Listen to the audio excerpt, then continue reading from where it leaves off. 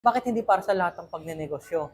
Lalo na kung isa kang OFW at seafarer. Dati na rin sumagi sa isip ko yan na baka hindi para sa akin ang pagnenegosyo. Tapusin nyo ang video na to dahil panigurado may mapupulot kayong aral. Tara, simulan na tayo. Oo nga pala, sa mga hindi pa nakakilala sa akin, isa akong OFW at seafarer. 7 years na rin ako nagbabarko at ito, dahan-dahan na rin pinapasok ang mundo ng pagnenegosyo. Bago tayo magsimula, ito ang kwento. Nangarap din kami ng asawa ko na magkaroon ng sariling negosyo. Pero ang problema, hindi namin alam kung saan kami magsisimula. Hindi namin alam kung anong hilig namin. At mas lalong hindi namin alam saan kami kukuha ng supplier, distributor, o kahit sa mga simpleng gamit na gagamitin namin sa business namin. At kaya nakakapanghina talaga dahil gustong-gusto mo mag-business pero hindi mo alam kung saan ka magsisimula. Kaya ang naging solusyon namin, nag-franchise kami sa mga isa sa mga sikat na Unli Wings dito sa Pampanga.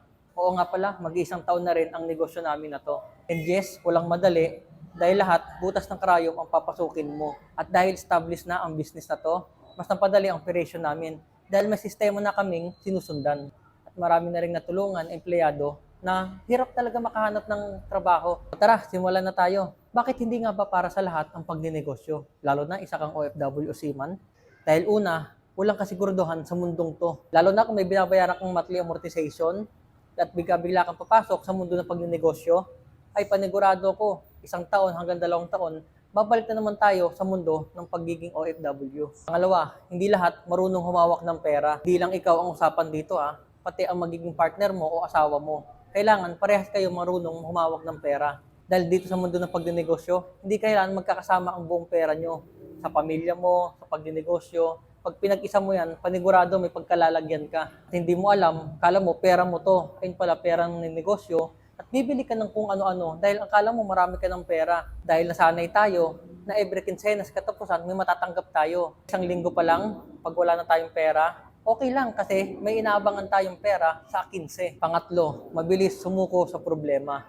Oo, alam ko matatag tayo mga OFW at seaman, pero dito sa mundo ng pagninegosyo, panigurado ako, mas lalong tatatag ka. Kwento ko na nga rin pala, pinagsisimula kami ng pagninegosyo dito sa restaurant namin. Maraming problema rin kami na encounter. Mga tauhan, sales, dito sa store, biglang may masisira, biglang may ipapabili, biglang mawawalan ng gas. Ang daming problema sa pagninegosyo. At sa kalahati ng taon, minsan na rin kami muntikan sumuko dahil sa mga sabay-sabay na problema, sabay-sabay din ang problema ng negosyo, at minsan na rin sumagi sa isip namin na sumuko na.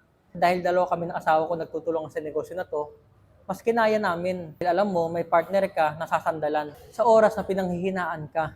Panglima, ayaw matuto. Oo, alam ko medyo techy na ang panahon ngayon, kaya kailangan mo mag-aral ng kung ano-ano. Marami kang kailangan aralin na hindi ka talaga pamilyar. Dahil bago ka pa nga lang sa mundo na to. Hawak ng mga tao, paghawak ng sales, paano papataas yung sales, accounting, paano ka makipag-usap sa mga suppliers mo at sa mga customers mo. At panghuli, wala tayong long-term mindset. There is observation ko sa mga nakasama ko sa mga barko. Short-term mindset ang naset sa isip nila. Gusto nila instant agad ang kita. Una, pag tinanong ka anong negosyo mo, ang pangalawang tanong niyan, kumita ka na ba? Bumalik na ba ang kapital mo? Doon pa lang, malalaman mo ang mindset ng isang tao kung long-term ba ito mag-isip o short-term lang. At may nakasama din ako, ang pagsusugal ang pinakamabilis na pera na gusto nila. Sinabi ko ang kita namin sa isang araw, may malakas, may mahina, ang sasabihin nila, ay 1 oras ko lang yan sa pagsusugal. Yes, wala tayong kaso doon, pero natututo tayo sa kanila. At doon nangingibabaw ang delayed gratification natin.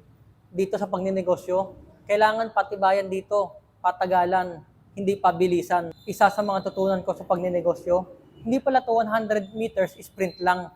Ito ay isang marathon. Patibayan, kahit mabagal sa umpisa, basta tuloy-tuloy, alam mong dahan-dahan ka makakaabot sa dulo. Nandyan ka ngayon sa ibang bansa o nasa barko ka, tuloy lang, laban lang. Dahil alam ko balang araw, dadalhin ka ng paa mo kung saan bilong ang puso mo. Hindi ka rin ng tulong sa itaas dahil alam ko siya ang magiging guide natin sa journey natin na to. At naniniwala ko, ang negosyo ang sagot para hindi na natin iwan ang pamilya natin dito sa Pilipinas. Hindi natin alam, balang araw, baka ma-adapt din ng mga anak natin ang mindset natin sa pagninegosyo. Sa tingin mo, lahat na nabanggit ko ay nasa sa iyo? Okay lang yan, dahil hindi pa huli ang lahat. Pero kailangan mo patunayan na kaya mo din. Oo nga pala, may binibenta tayong Wiser Polo shirt Merchandise natin to. Kung gusto mong kumuha, message mo lang ako at doon tayo mag-usap. Computerized embroidery na rin to. Kaya panigurado at garantisado, matibay ang pagkakagawa. Makapal nga din pala ang tela to. At bagay na bagay sa minimalist na pormahan lang. Maraming salamat nga pala sa susuporta sa small business natin na to. At kung umabot ka sa video na to, maraming salamat sa oras na nilaan mo. Alam ko, busy ka ngayon dyan, nagtatrabaho ka, ginagalingan mo rin dyan. Kaya maraming salamat dahil natapos mo ang video na to. At sobrang na-appreciate ko ang oras na inilaan mo sa akin. At sana may natutunan ka rin sa video na to. So hanggang dito na lang muna tayo. Maraming salamat. Adya, Wiser!